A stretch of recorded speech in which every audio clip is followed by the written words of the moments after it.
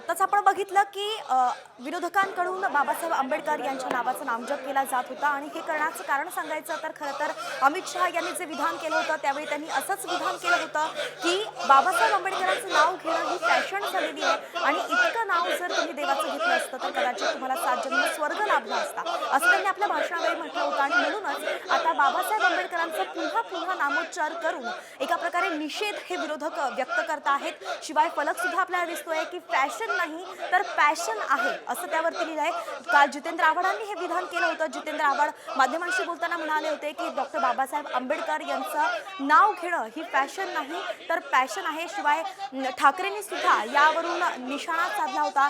ठाकरेंनी भाजपला म्हटलेलं आहे की भाजप हा नेहमीच डॉक्टर बाबासाहेब आंबेडकर यांच्या विरोधात राहिला आहे असा मोठा आरोप हा ठाकरे पक्षाकडून करण्यात आलाय। तर राहुल गांधी पण आपण बघतोय संसदेबाहेर सध्या या आंदोलनामध्ये राहुल गांधी जे आहेत विरोधी पक्षनेते ते देखील सामील झाले आहेत। त्यांच्यासोबत त्यांच्या बहीण प्रियंका गांधी दिसतात।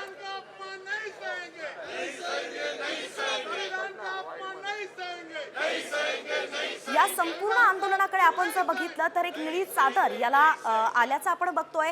राहुल गांधींनी सुद्धा निळ्या रंगाचा टी शर्ट घातलेला आहे। प्रियंका गांधींनी सुद्धा निळी साडी नेसलेली आहे आणि सोबतच आपण बघतोय की निळ्या टोप्या सुद्धा उपरणं सुद्धा जे आहे ते सगळ्या विरोधकांनी घेतलंय। एकंदरीतच निळा रंग हा प्रतिकात्मक केला जातो आहे आणि तो दाखवून या ठिकाणी आंदोलक आक्रमक झालेत, आंदोलन करतायत। या आंदोलनाला निळा रंग सध्या चढल्याचं आपण बघतो आहे। बाबासाहेब आंबेडकरांचं नाव घेणं ही फॅशन असल्याचं जे आहे अमित शहा म्हणाले होते आणि म्हणून आता विरोधक आक्रमक झाले आहेत।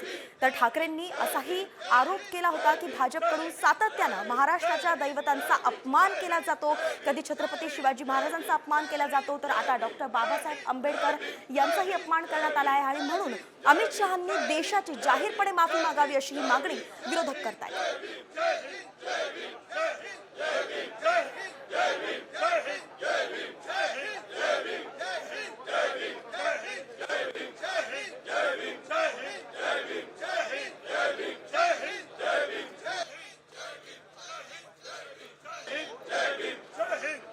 तर एकीकडे आपण बघतोय विरोधकांचं आंदोलन सुरू आहे तर दुसरीकडे महायुतीच्या गोटामध्ये सध्या आमदारांचं फोटोशूट सुरू असल्याचं आपल्याला पाहायला मिळत आहे।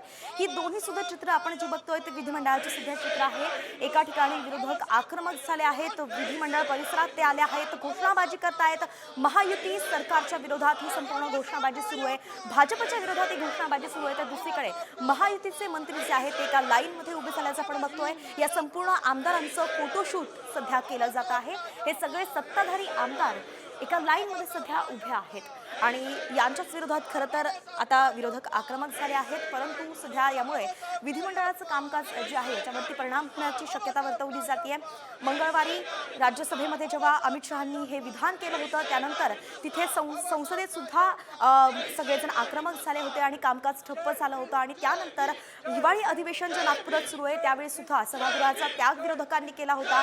काल सुद्धा विरोधकांनी पायऱ्यांवरती आंदोलन केल्याचं पाहायला मिळालं होतं आणि आज सुद्धा अगदी संविधान चौकापासून ते विधिमंडळापर्यंत पायी हे सगळे विरोधक आले आहेत आणि संपूर्ण विरोधक जे आहेत ते बाहेरच सध्या दिसत आहेत। म्हणून आजच्या विधिमंडळाच्या कामकाजावर सुद्धा याचा परिणाम होऊ शकतो का हे पाहणं महत्त्वाचं असणार आहे। पण ही दोन दृश्य सध्या आपण बघतोय, मविया जी आहे ती आंदोलन करतेय आणि दुसरीकडे महायुतीचे मंत्री आणि आमदारांचं फोटोशूट सध्या सुरू आहे।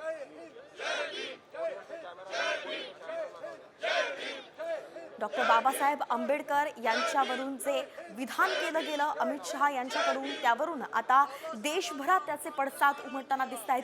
दिल्लीत तर वातावरण तापलेलंच आहे परंतु राज्यभरात सुद्धा याचे पडसाद उमटताना दिसत आहेत। काँग्रेसनं संपूर्ण पक्षाला आवाहन केलेलं आहे, त्या कार्यकर्त्यांनी प्रत्येक जिल्ह्यामध्ये सुद्धा प्रत्येक काँग्रेस कार्यालयाच्या बाहेर आंदोलन करण्यात यावा आणि या निषेध करण्यात यावा।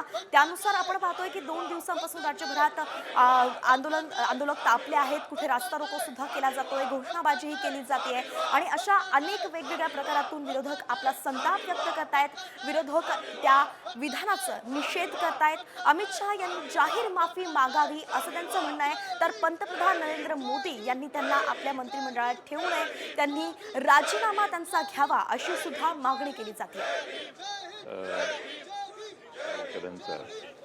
आणि त्याबद्दल केलेली भाष्य याच्याविषयी प्रचंड भारतभर संतापजनक अशी लाट उसळलेली आहे आणि त्याचा निषेध म्हणून महाविकास आघाडीने या ठिकाणी आज आंदोलन केलं. काल सुद्धा महाविकास आघाडीच्या वतीने आंदोलन होतं, आज सुद्धा होतं, मात्र तुम्ही इतके शांत का? चर्चा होती. मी शांत राहण्याचा प्रश्न नाही, मला इथे यायला पोचायला थोडासा उशीर झाला म्हणून मी इथं आत्ताच आलेलो आहे.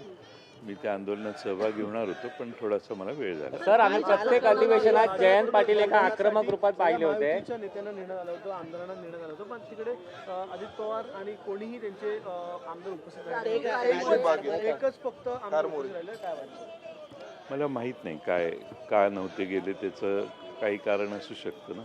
तर बीडच्या प्रकरणामध्ये सातत्याने धनंजय मुंडे यांचं नाव चर्चेमध्ये आहे, त्यांच्या राजीनाम्याची मागणी सुद्धा केली जात आहे. तुम्ही काय सांगाल? नाही, बीडमध्ये केजमध्ये झालेली घटना अतिशय गंभीर आहे आणि महाराष्ट्रामध्ये कायदा व सुरक्षितता अजिबात राहिलेली नाही. सामान्य माणसं राजकीय खुनाचे बळी ठरायला लागलेले आहेत आणि राजकारणात असणारी लोक जर असे खून करत असतील तर त्याचं प्रायश्चित्त कोणाला तरी घ्यावंच लागेल आणि त्यासाठी पोलीसही कारवाई करत नाहीत. बीड जिल्ह्यातली अवस्था अशी आहे की पोलीस, कलेक्टर, प्रशासन सर्वजण घाबरतात आणि काहीच कारवाई करत नाहीत. अशी अनेक वेळा अनुभव तिथल्या जनतेला येतात आणि त्यामुळं तिथल्या SP-नी, जिल्हाधिकाऱ्यांनी प्रशासनाचा कडकपणा दाखवला पाहिजे. दुर्दैवाने तसं काही बीडमध्ये कायदा आहे आणि लोक त्या कायद्याकडे बघून वागतात असं दिसत नाही. गुंडाराज सुरू आहे. बिहारशी तुलना करण्याची आता परिस्थिती राहिली नाही, त्याच्या पुढं ही परिस्थिती गेली आहे.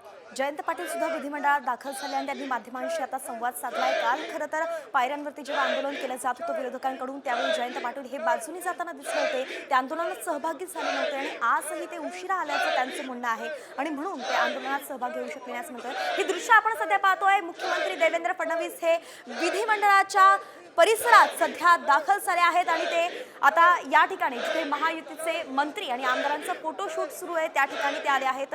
मुख्यमंत्री देवेंद्र फडणवीस सुद्धा आता फोटोशूटसाठी दाखल झाले आहेत.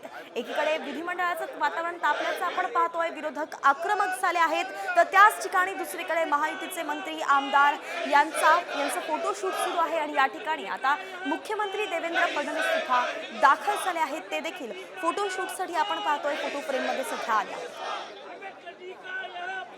नागपूरमध्ये सध्या थंडी तर पडलेली आहे, परंतु अशात राजकीय वातावरण तापलेलं आहे. विरोधक खूप आक्रमक झाले आहेत आणि सध्या महाराष्ट्राचं राजकारण पाहिलं तर महाराष्ट्र राजकारणात डॉक्टर बाबासाहेब आंबेडकर, संविधान हे मुद्दे, या मुद्द्यांवरून विरोधक आक्रमक होताना दिसत आहेत. गणेश कवडे आपले प्रतिनिधी आपल्यासोबत जोडले गेलेत. गणेश, आपण पाहतोय एकीकडे परभणीची अत्याची जी घटना होती ती ताजी असताना विरोधक त्यावरून सुद्धा आक्रमक झाले होते आणि आता अशात अमित शहांचं विधान आहे आणि त्यामुळे विरोधक हे आंबेडकर आणि संविधान याला घेऊन खूप